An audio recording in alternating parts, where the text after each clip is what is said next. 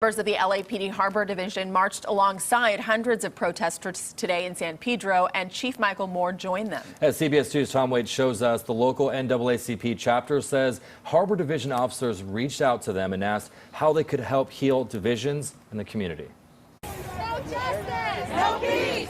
A march of unity and solidarity in San Pedro, and this time joining with protesters, LAPD Chief Michael Moore and members of the department's Harbor Division. This is too much. At times it's been a binary issue of one versus the other, and that's not that at all. Law enforcement knows, and I recognize in this profession that we have done wrong. There's been instances of failure, but there's been so many instances of progress, and as we recognize that, we know we've got much more to do.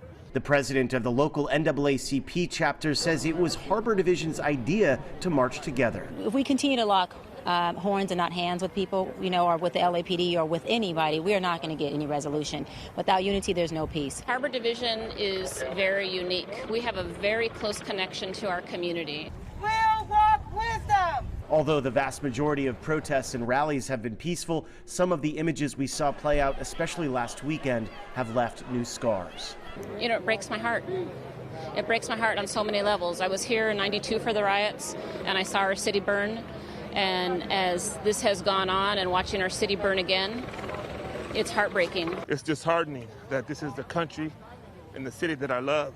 And you have neighbor marching against neighbor, people getting into their little tribal units. But the greater good, the greater humanity is coming out. The focus here is on the future and making change. Had to get up, wake up my son, because I'm marching for his future, my grandkids' future, because we want racism and looking at the color of somebody's skin, not to prejudge them. This march and the others, it's pretty clear this movement continues to gain momentum. Tom Wade, CBS 2 News.